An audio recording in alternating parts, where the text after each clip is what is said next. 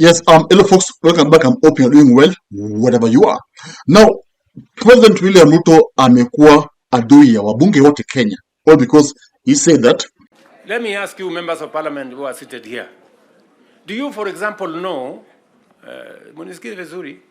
do you, for example, know that a few members of your committee collected 10 million shillings so that you could pass that law on anti-money laundering? Did you get the money? Kenyan MPs were corrupt, and of course were bribed for them to pass actually some bills. And you see, this has not gone well with the MPs, because they're saying that, how would you tell us that yet you are the ones who paid us to impeach Gachagua, you are the ones who paid us to pass the finance bill, you are the ones who paid us to pass some bills in Kenya, and Kenya attacking. But Mr. Speaker, people cannot demonize the institution of parliament as a whole. If you have a problem with someone, you say it. You say, I have a problem with this and that person. But you cannot demonize the whole institution of parliament, Mr. Speaker. Because this institution is in place to serve Kenyans. Honorable Speaker, it is not fair to condemn the House in its entirety, Honorable Speaker. We have young members like Honorable Njeri, Honorable Joseph, who just joined this House the other day, Honorable Speaker.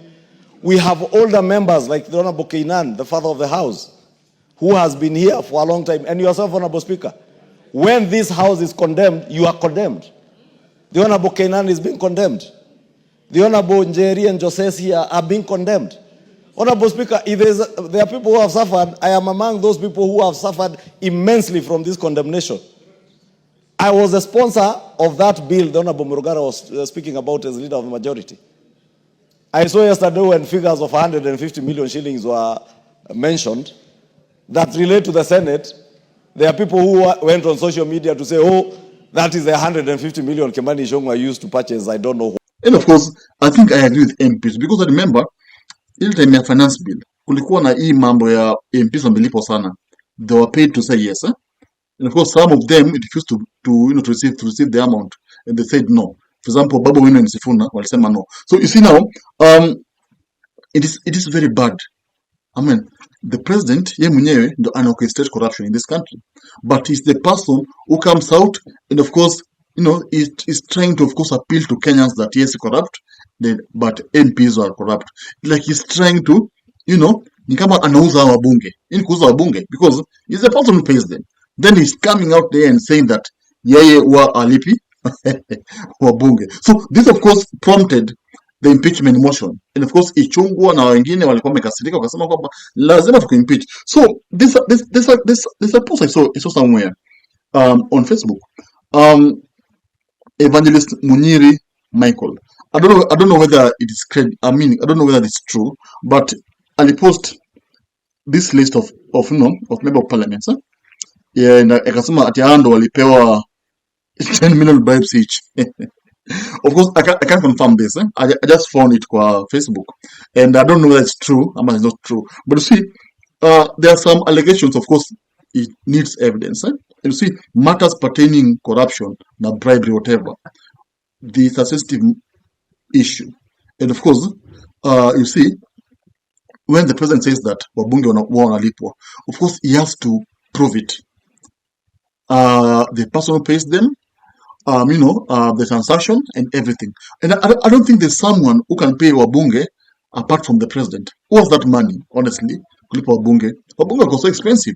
What's the money to pay wabunge to impeach Gachagua? What's the money to pay wabunge to actually, pass the finance bill? Of course, is the president. And Babu Wino has been saying this, that Ruto na mko kilipa wabunge, sorry, pass bills. It is so, ironical for him actually to come out and tell Kenyans that he will actually form a committee ya kuchunguza, NIS committee ya kuchunguza au wabunge wenye mko kilipwa, then awashike.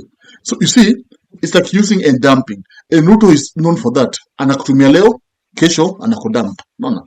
And of course, when you say that this member of parliament ni corrupt, of course unamaribia future yake, because there's no way that MP will go to his location or constituency to actually campaign or query elected, because already the president labeled him as corrupt. So this is what is actually paining the member of parliament, to a point whereby they're even calling out for his, impeachment. They want him impeached. In fact, when you went through the parliamentary session yesterday, utakuta kwamba no member of parliament was on his side.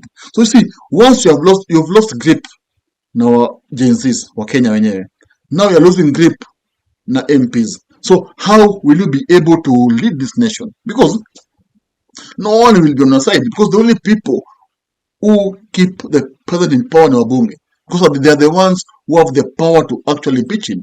And Ichung'wah alisema kwamba they have the power to impeach the president. Alisema hivyo. So it means that they can think about it. Wasema, okay, we are going to impeach you. And of course, should there be such motion impeaching Ruto, of course he won't survive. He will not survive, because I'm with wabunge, I'm with the senators. And you see now, the moment that motion will be tabled before the parliament, Raila Odinga won't be with Ruto. Atamtoka.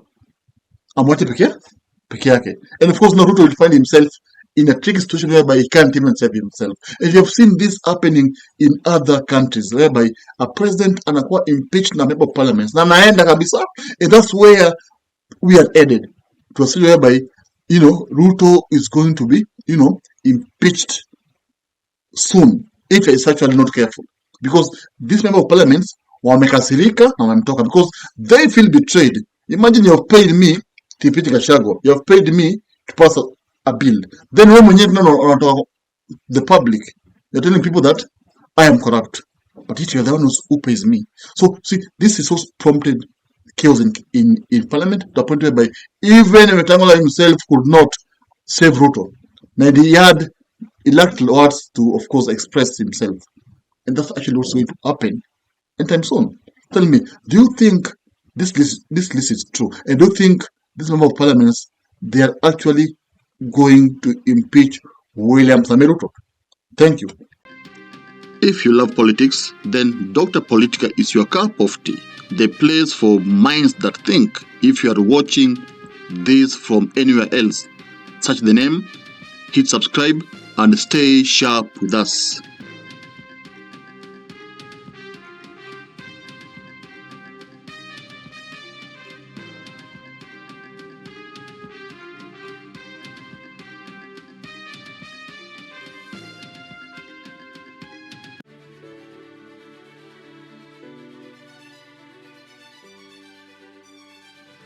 Thank you for making Dr. Politica your home for fearless political truth. Every view, every like, every share fuels the fire behind the hours of research, filming, and editing we pour into each episode. By showing up consistently, you don't just support a channel, you empower a voice. In a world ruled by headlines, spin, and power games, you remind us that real people still care about real facts. We are here to inform, inspire, and ignite critical thinking, not just for today, but for generations to come. You are not just a viewer, you are the reason this platform exists.